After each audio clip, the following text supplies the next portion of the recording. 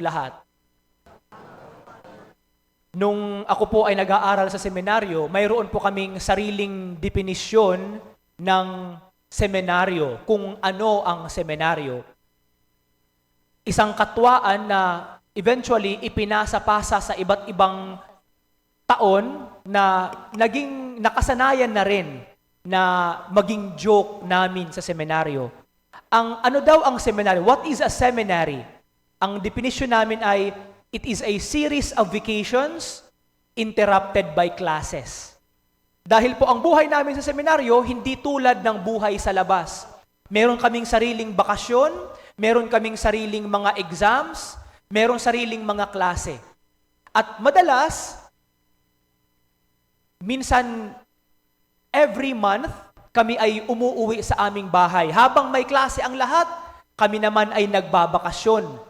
Kaya tinawag namin itong a series of vacations interrupted by classes.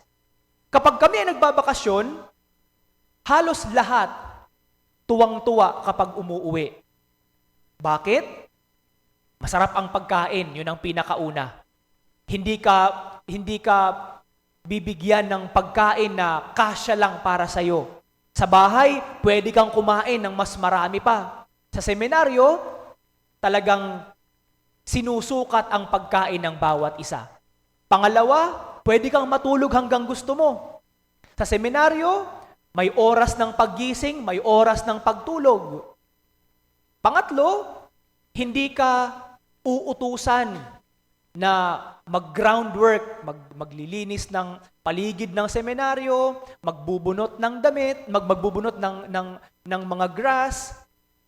Para sa amin, isa sa pinakamahirap na gawain yung groundwork.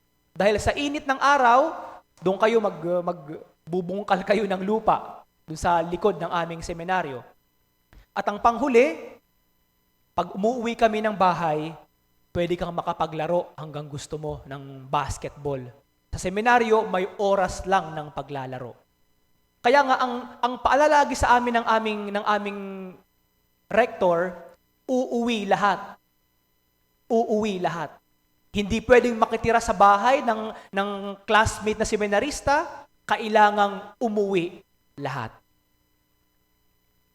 Sa Ebanghelyo, narinig natin ang kwento ng alibughang anak at kung papaano siya umuwi sa kanilang bahay. Pagkatapos niyang umalis at lustayin ang kayamanan na kanyang minana mula sa kanyang ama. Yun nga lang, ang kanyang pag-uwi ay hindi masaya. Actually, bakit siya umuwi? Yun siguro ang pwedeng unang tanong natin. Bakit siya umuwi ng bahay? Hindi dahil gusto niya, kundi dahil nagutom lamang siya. Nagutom siya. Kaya gusto niyang umuwi. Nung kahit ang pagkain ng mga baboy ay hindi ibinibigay sa kanya, hindi pinapakain sa kanya, naisip niya, iilan sa alila ng aking ama ang sobra-sobra ang pagkain. Hindi sila pinagdadamutan ng kanilang amo, ng aking ama. At eto ako, mamamatay sa gutom. So ang naging dahilan para sa kanyang pag-uwi ay ang matinding pangangailangan ng pagkain. Nagutom siya. Naghirap sa kanyang buhay. Kaya kinailangan niyang umuwi. Yun nga lang, ang pagkakataong iyon ng kahirapan sa buhay ang nakapagdala sa kanya upang isipin din, kung uuwi ako, ano kaya ang sasabihin ng aking ama? Kung uuwi ako, ano ba ang sasabihin ko sa aking ama?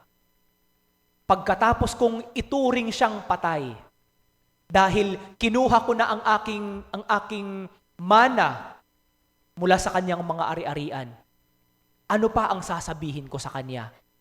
Ano ang pwede kong sabihin sa kanya? At pinag-isipan ng bunsong anak ang kanyang sasabihin. Kaya nga naisip niya, sasabihin ko sa aking ama, Ama, hindi na ako karapat-dapat na tawagin mong anak. Nagkasala ako sa iyo at sa Diyos. Ituring mo na lang ako bilang isa sa inyong mga alipin. Makikita natin ang proseso ng kanyang pagsisisi. Mula sa isang paghihirap sa kanyang buhay, matinding gutom na kanyang dinanas, naisipan niya ang kanyang pagkakamali sa kanyang ama. At ang pangatlong proseso, nagkaroon siya ng lakas ng loob. Pupunta ako sa aking ama. Lalapit ako sa aking ama. Pero, hindi niya siguro gagawin ito kung alam niya na magagalit ang kanyang ama, kung hindi niya kilala ang kanyang ama. Kaya nga, kahit alam niyang nakakahiya ang kanyang gagawin, pero alam niya, kapag siya ay bumalik, mahal pa rin siya ng kanyang ama. Hindi siya pababayaan ng kanyang ama.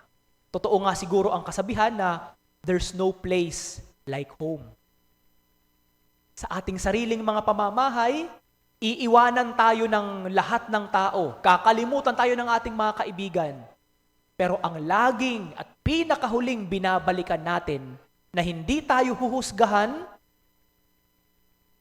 hindi titingnan ng ating pagkakamali, ay ang ating sariling mga pamilya at pamamahay.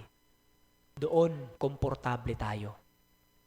Sa konteksto ng ating selebrasyon ngayon, ang panahon ng Kwaresma, ipinapaalala sa atin, una, kung papaano magnilay sa ating sariling kasalanan. Papaano ka ba nagninilay bago mangumpisal? Papaano ka nagninilay ng iyong mga kasalanan bago mangumpisal? Sinusulat mo ba sa isang papel ang iyong mga kasalanan? O tulad ka rin ng bunsong anak, kinakausap ang sarili. Kinakausap ang sarili at sinasabi sa sarili, eto ang aking mga naging kasalanan. Minsan kasi kapag tayo ay nangumpisal, ang tinitingnan natin na kasalanan, hindi ang atin. Ang kasalanan ng ibang tao. Nakapagmura ako dahil sa aking asawa, dahil magukulit ang aking mga anak. Meron laging dahilan. Ang bunsong anak, hindi niya sinabi, ano ang dahilan, bakit siya naglayas? Bakit niya ginawa sa kanyang ama ang ganon? Inamin niya, Ama, nagkasala ako sa iyo at sa Diyos. Ang proseso ng pagsisisi ng kasalanan, ang pinakauna ay ang aminin ang ating kasalanan. Buong pagpapakumbabang aminin ang kasalanan. At ang pangalawa, ang paglapit sa sakramento ng pagkumpisal. Magkaroon ng lakas ng loob. Kaya nga, sa maraming pagkakataon, gustong-gusto man nating mangumpisal, yun nga lang, wala tayong lakas ng loob. Kaya po, isang napakagandang panalangin araw-araw, ang dasal na, Panginoon, bigyan mo ako ng lakas ng loob na lumapit sa iyo sa sakramento ng pagkumpisal. Biyaya po kapag nagkaroon ka ng lakas ng loob at makita mo sa iyong sarili ang iyong pagkakamali at lumapit sa sakramento ng pagkumpisal. Ngayong panahon ng Kwaresma, ito po ang ipinapaalala sa atin. Papaano o gaano kamahal tayo ng Diyos. At ang Diyos, hindi niya tinitingnan ang iyong pagkakamali. Yung ama, nung hinalikan niya at niyakap ang kanyang anak, hindi niya sinabi, nasaan na yung pera ko? Nasaan na yung kayamanan ko? Hindi nga niya sinumbatan ng kanyang anak. Hindi nga lang niya biniro na, ikaw naman kasi nagalayas ka, hindi mo naman pala kaya. Walang ganon. Ano ang sabi ng ama? Kunin ang pinakamagandang damit, isuot sa kanya, lagyan ng singsing at sandalyas ang kanyang paa. Hindi tiningnan ng ama ang pagkakamali ng anak. Ganon din po ang Diyos Ama. Sa paglapit natin sa sakramento ng pagkumpisal, hindi tayo sinusumbatan ng pare sa ating mga kasalanan. Tinutulungan tayo, oo, na gawin ang mga hakbang para hindi na ito muling maulit. Pero, hindi tayo sinusumbatan. Hindi rin tayo binabalikan sa ating mga nagawang pagkakamali ginagantihan sa ating mga nagawang pagkakamali. Ang Diyos, the moment na tayo ay humingi ng pagpapatawad, patatawarin at patatawarin niya tayo. Bakit?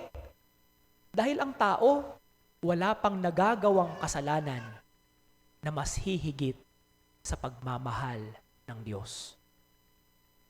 Gaano man kalaki ang kasalanan mo, gaano man kamortal ang nagawa mong kasalanan, hindi pa rin yan hihigit sa napakalaki at napakalalim na pagmamahal ng Diyos sa iyo.